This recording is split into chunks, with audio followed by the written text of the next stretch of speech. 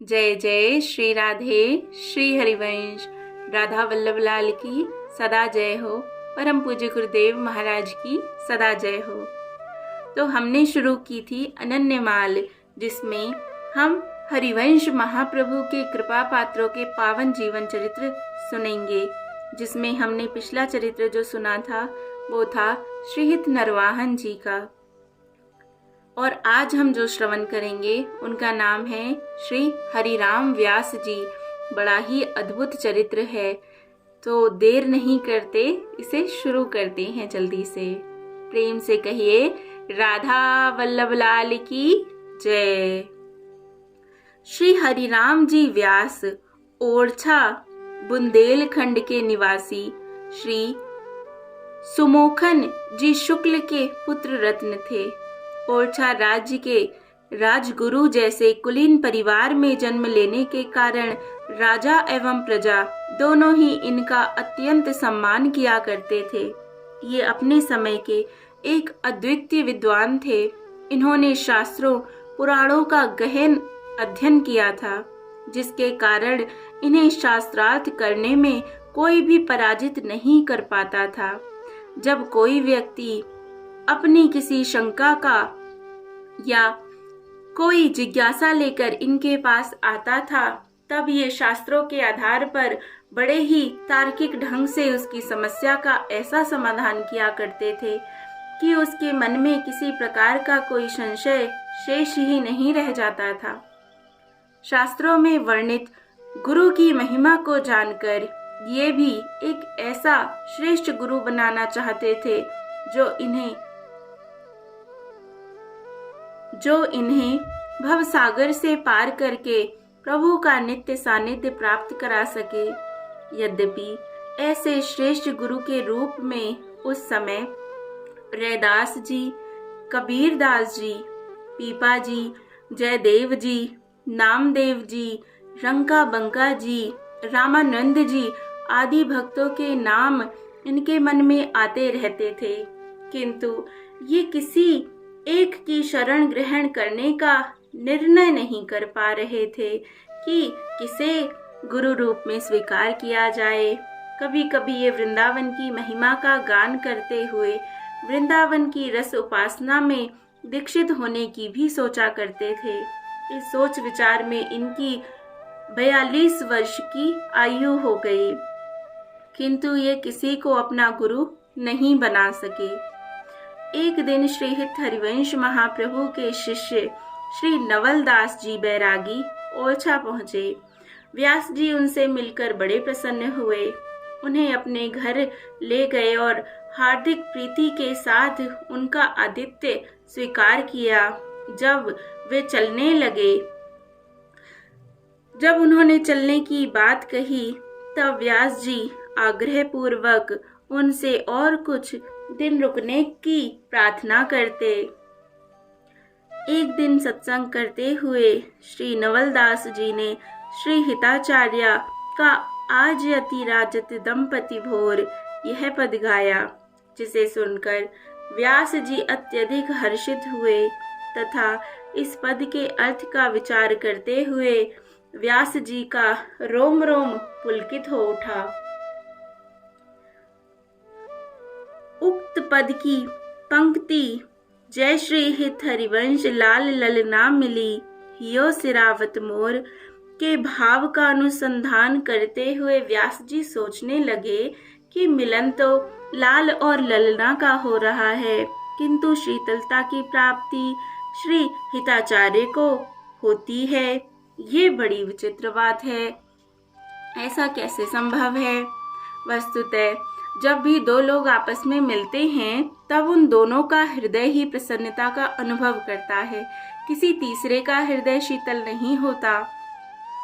फलतः व्यास जी को श्रीहित हरिवंश जी के विषय में जानने की तीव्र उत्कंठा हुई। तब व्यास जी उनकी हार्दिक रुचि समझकर नवलदास जी ने उन्हें बताया कि श्रीहिताचार्य जी की प्रेम रस उपासना में विधि निषेध का बंधन नहीं है तथा योग, यज्ञ, जप, तप आदि व्रत नहीं हुआ करते। रस भक्ति के आगे ये सब तुच्छ हैं। इस उपासना में नित्य विहारी श्री राधा वल्लभ लाल इष्ट हैं। अतः आप उन्हीं को अपना इष्ट एवं श्री हिताचार्य को अपना गुरु बना लीजिए। इस चर्चा से व्यास जी के हृदय में वृंदावन रस पिपासा के साथ साथ उस रस प्राप्ति की मधुर आशा भी जाग उठी। फलतः व्यास जी नवलदास जी के प्रस्ताव से तत्काल सहमत हो गए और विक्रम संवत 1591 के कार्तिक मास के आरंभ में ये नवलदास जी के साथ श्री हिताचार्य के दर्शन करने के लिए श्री वृंदावन धाम पहुँचे। मंदिर में पहुंचकर इन्होंने देखा कि श्री हित जी महाराज ठाकुर के लिए रसोई बना रहे हैं। व्यास जी उनके दर्शन करके अत्यंत आनंदित हुए और उनसे उसी समय सत्संग संबंधी वार्तालाप करने लगे, अर्थात उन्होंने उनसे निवेदन किया। श्री हिताचार्य ने उनकी उत्सुकता देखकर चूल्हे पर चढ़ा हुआ पात्र नीचे उतार दिया और आग बुझा दी। व्यास जी ने नम्रता के साथ कहा कि आपने पात्र क्यों उतार दिया? आप एक साथ दोनों काम कर सकते थे, हाथ से रसोई बना सकते थे और मुख से चर्चा कर सकते थे। करना धरना ये हाथ का कर्म है और कहना सुनना मुख का काम है। यह तर्क सुनकर महाप्रभु जी ने उनको एक पद, कौन सा पद? यह जो एक मन बहुत ठौर करी, कहीं को न सच पायो, तत्काल सुना दिया। इस पद से महाप्रभु जी ने कहा कि मनुष्य को एक मन मिला है, उसको एक ही समय में दो जगह लगाने से किसी को सुख नहीं मिलता। दो घोड़ों पर सवारी करके कोई दौड़ नहीं सकता। इस दृष्ट जगत में जो कुछ भी है वह सभी असत्य है, वंचना है, प्रपंच है, नाशवान है। अतः श्री श्यामा श्याम के चरण कमलों से प्रीति रखने वाले रसिक जनों के प्रति अपने आप को संपूर्ण रूप से समर्पित कर देना ही परम श्रेयस्कर है, क्योंकि उन रसिक जनों के हृदय रूपी सरोवर में ही श्री श्यामा श्याम के चरण रूपी कमल खिला करते हैं। इस पद का व्यास जी के ऊपर इतना अधिक प्रभाव पड़ा कि उन्होंने भक्तों को अपना इष्ट बना लिया और जीवन भर उनकी सेवा करते रहे। जय हो, जय हो, जय हो। इसके साथ ही उन्होंने श्री हिताचार्य जी से प्रार्थना की कि आप मुझे हित धर्म की शिक्षा देकर मंत्र दीक्षा प्रदान करने की कृपा करें। महाप्रभु जी ने भी इनके हृदय की सच्ची श्रद्धा देखकर इनको निज मंत्र दे दिया। ये महाप्रभु से विवाद करने के लिए जो पोथियां अपने साथ लाए थे, उन सबको इन्होंने यमुना जी में प्रवाहित कर दिया और वृंदावन वास का अनन्य व्रत लेकर हित रस रीति के अनुसार नित्य निकुंज विलासी रसमूर्ति अद्वय युगल श्यामा श्याम की उपासना करने लगे। कालांतर में इन्होंने एक कुएं से श्री ठाकुर जुगल किशोर जी को प्रकट किया तथा उनके मामांग में श्री प्रिया जी की गादी सेवा स्थापित की और हित पद्धति के अनुसार उनकी अष्टयामी सेवा अत्यंत लाड़ चाव पूर्वक करने लगे। व्यास जी और नवलदास जी के मध्य हुई वार्ता में व्यास जी ने जब यह सुना था कि गोस्वामी श्री हित हरिवंश जी ने वृंदावन में एक रास मंडल की स्थापना कर उस पर ब्रजवासी बालकों द्वारा नित्य रास का नाट्य रूप से निरूपण कराया जाना आरंभ किया है, तभी से इनके मन में उसे अपनी आंखों से देखने की लोल लालसा उत्पन्न हो गई थी। किंतु जब इन्होंने वृंदावन में आने के पश्चात उस नित्य रास लीला अनुकरण को प्रत्यक्ष रूप से देखा, तब ये उसके मधुर आकर्षण से ऐसे मोहित हुए कि इन्होंने उसे रसोपासना का अनूठा माध्यम स्वीकार करते हुए उसे अपनी दैनिक चर्या ही बना लिया और कह उठे, नैन न मूंदे ध्यान को, किए न अंग न्यास, नाच गाए रास ही मिले, बसी वृंदावन वास। जय हो। एक समय वृंदावन में रास लीला का अनुकरण हो रहा था, जिसमें गोस्वामी श्री हरिवंश जी, स्वामी हरिदास जी, प्रबोधानंद जी आदि बड़े बड़े अनन्य रसिकों के साथ व्यास जी भी थे। रास लीला अनुकरण में नित्य करते हुए श्री राधा का स्वरूप बने बालक के चरण में धारण किया गया नूपुर टूट गया और उसके घुंघरू बिखर गए।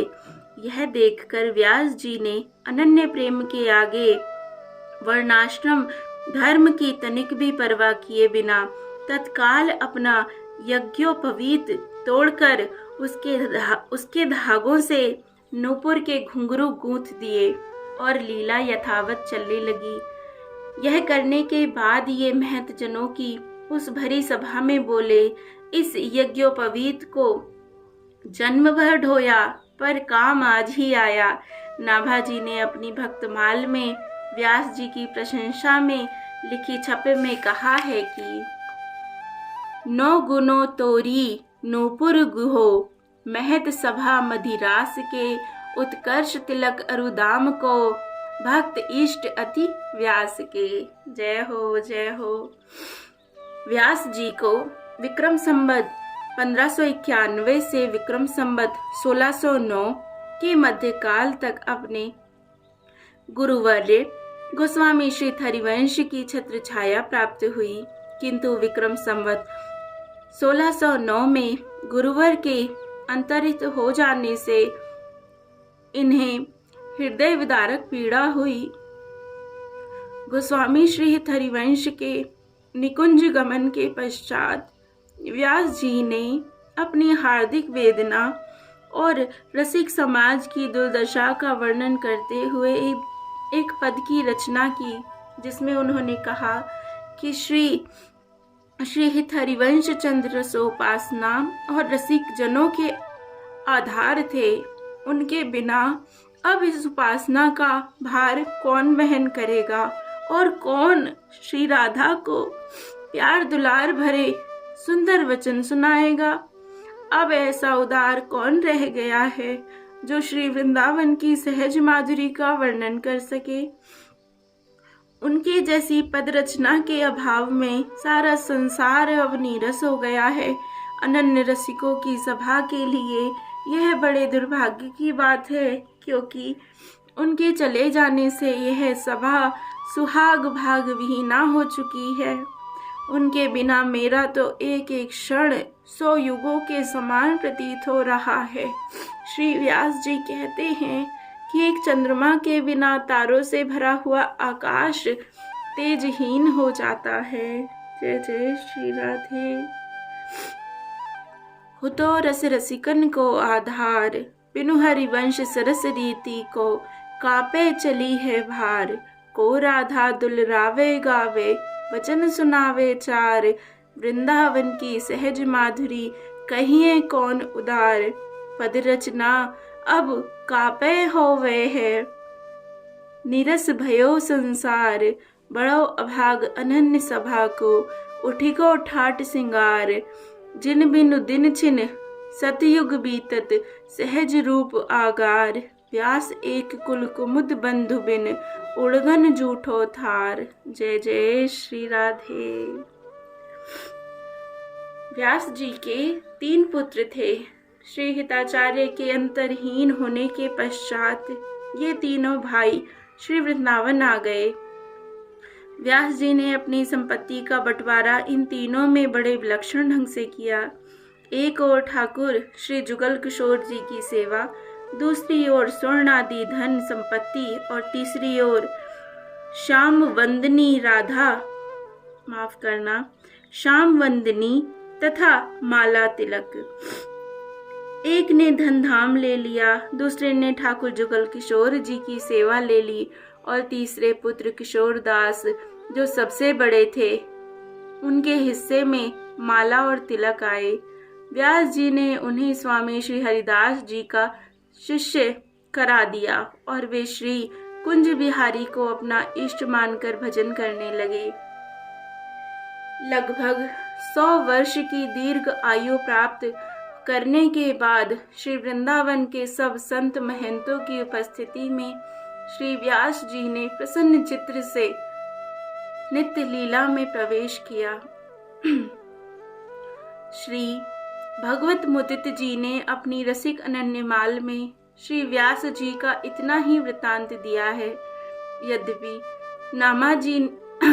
नाभादास जी ने अपनी भक्तमाल की एक छप्पे में ही व्यास जी का परिचय दिया है, किंतु प्रियादास जी ने अपनी भक्ति रसबोधिनी नामनी टीका में इस छप्पे की टीका बहुत विस्तार से की है। उसमें से कुछ रोचक और शिक्षाप्रद प्रसंग नीचे दिए जाते हैं। तो चलिए अब हम इन प्रसंगों को श्रवण करते हैं। ये बड़े ही अद्भुत प्रसंग हैं।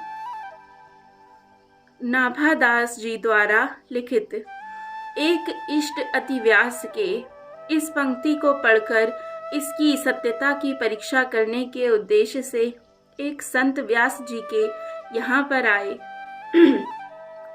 वे व्यास जी के समक्ष ऐसी क्रियाएं करने लगे जैसे उन्हें बड़ी भूख लग रही है। व्यास जी उस समय अपने सेव्य स्वरूप श्री जुगल किशोर जी का भोग लगाने के लिए थाल तैयार कर रहे थे, किंतु व्यास जी ने भोग में ले जाने वाले उस अमनिया थाल को पहले उन संत के सामने ही रख दिया और कहने लगे, प्रभु तो धैर्यवान हैं, उन्हें बाद में दूसरा थाल अर्पित कर दिया जाएगा।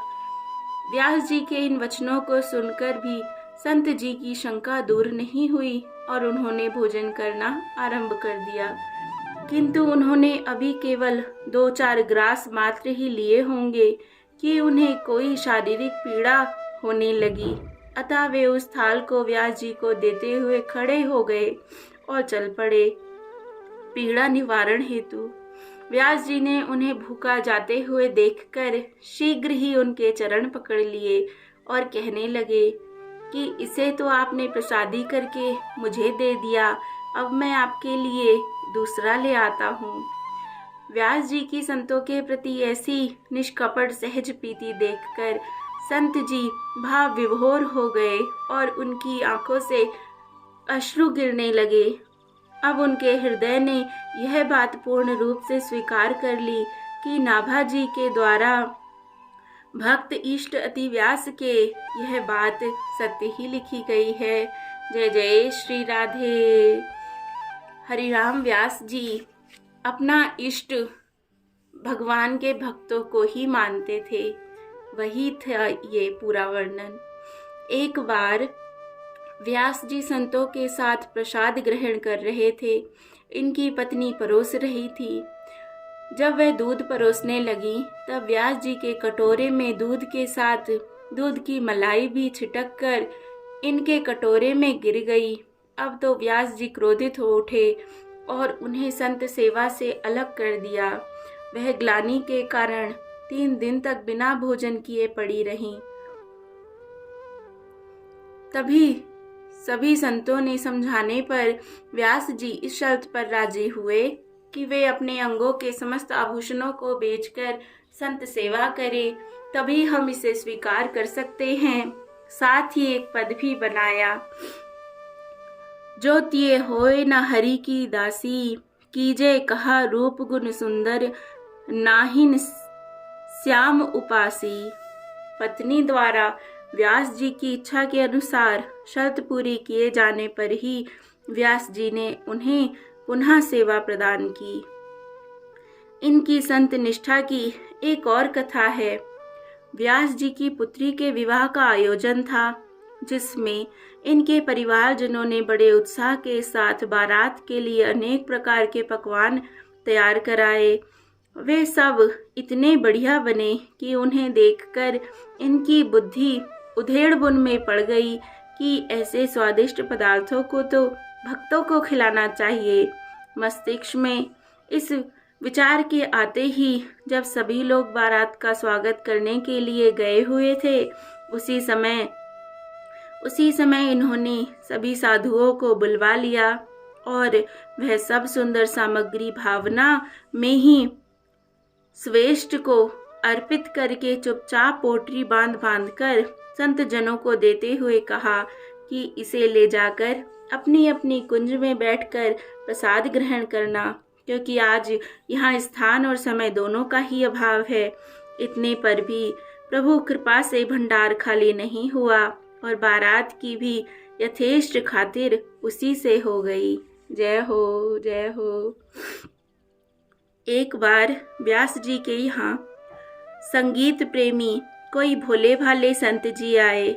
उन्होंने अपनी ठाकुर सेवा भी व्यास जी के यहाँ विराजमान कर दी। व्यास जी के प्रेम पूर्ण आतिथ्य से विवश होकर बहुत दिनों तक वे व्यास जी की कुटी में ही निवास करते रहे।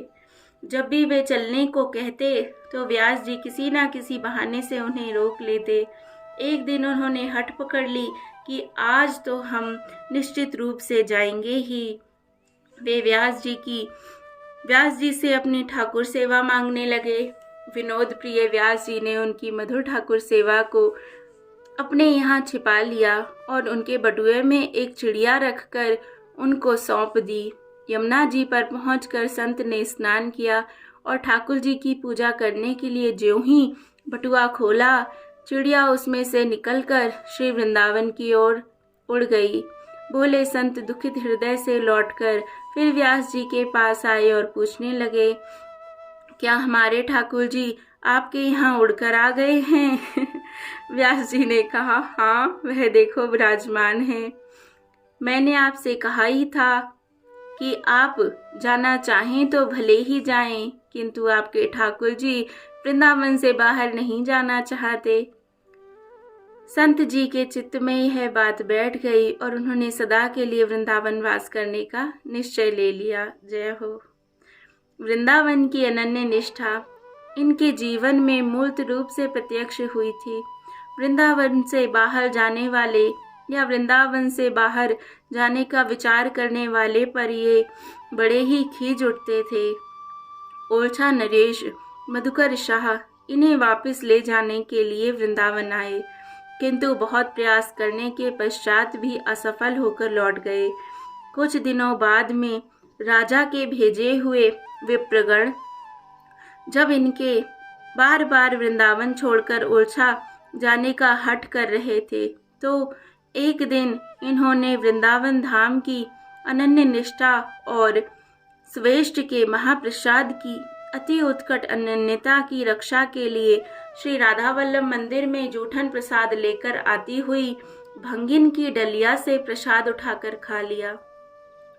व्यास जी की इस क्रिया को देखकर वे सभी इनका उपहास करने लगे और कहने लगे कि ये तो अब आचार भ्रष्ट हो गए हैं, और ऐसा कहते हुए वे सभी ओरछा वापस चले गए।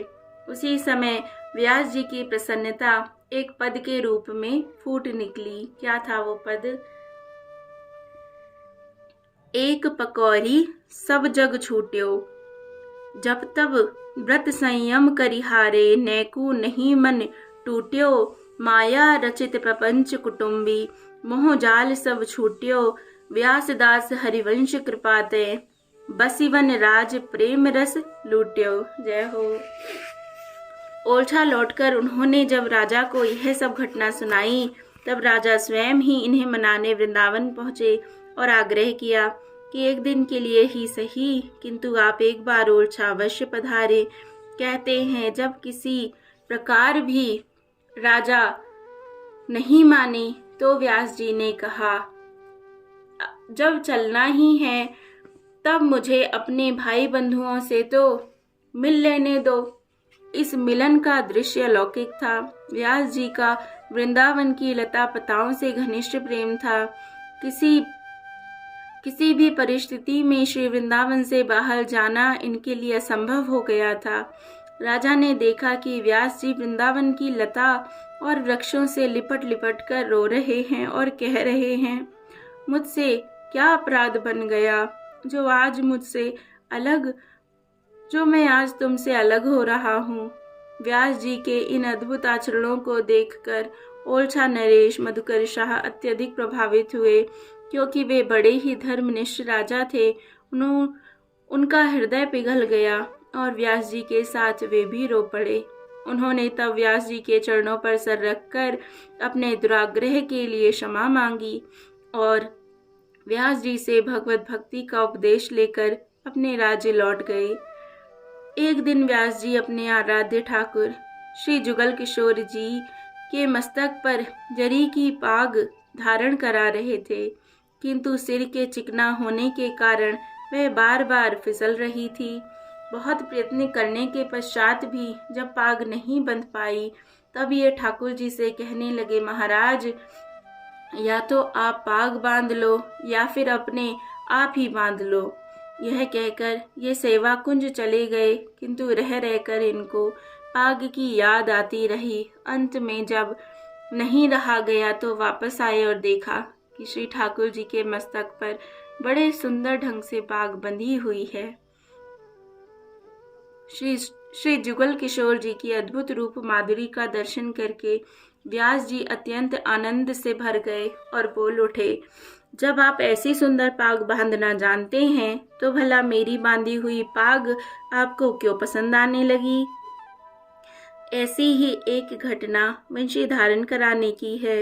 एक बार व्यास जी ठाकुर श्री जुगल किशोर जी के कर कमलों में जिस वंशी को धारण कराना चाहते थे, वह मोटी होने के कारण उनके हाथों में नहीं आ पा रही थी। बार बार प्रयत्न करने पर भी जब ये उस कार्य में सफल ना हुए तो वंशी को वहीं रखकर ये मंदिर से बाहर आ गए। कुछ समय बाद मंदिर में जाकर इन्होंने देखा कि ठाकुर जी वही वंशी धारण किए हुए मुस्कुरा रहे हैं। जय हो। इसी प्रकार एक बार वंशी धारण कराते समय ठाकुर श्री जुगल किशोर जी की कोमल अंगुली छिल गई, जिससे व्यास जी को बहुत वेदना हुई। इन्होंने तत्काल ही एक वस्त्र को जल में भिगोकर पट्टी के रूप में बांध दिया। बताते हैं कि आज भी ठाकुर श्री जुगल किशोर जी के मंदिर में पट्टी बांधने की परंपरा विद्यमान है। श्री व्यास जी जाति तथा ब्राह्मणत्व से ऊपर उठकर श्री हिताचार्य चरण द्वारा बतलाए गए प्रेम धर्म किंवा अनन्य धर्म में परिनिष्ठित हो गए थे। इन्होंने कहा है, जाकी है उपासना ताही की वासना, ताही को नाम रूप गुण ले गाइए। यह अनन्य धर्म परिपाटी, वृंदावन बसी अनंत ना जाइए। सोई बेविचारी आन कहे आन करे, ताको मुख देखें दारुण दुख पाइए। व्यास होए उपहास त्रास किए, आस अछत कत दास कहाइए। जय हो, जय हो, जय हो। और इस प्रकार ये सुंदर पावन जीवन चरित्र श्री हरिराम व्यास जी का यहाँ पर विराम लेता है। आशा है आपको खूब आनंद आया होगा। आगे हम और भी बड़े सुंदर भक्तों के चरित्रों का श्रवण करेंगे। जय जय श्री राधे, राधा वल्लभ लाल की जय, श्री हरिराम व्यास जी की जय, श्री हरिवंश महाप्रभु की जय जय हो, जय जय हो। जय जय श्री राधे श्याम।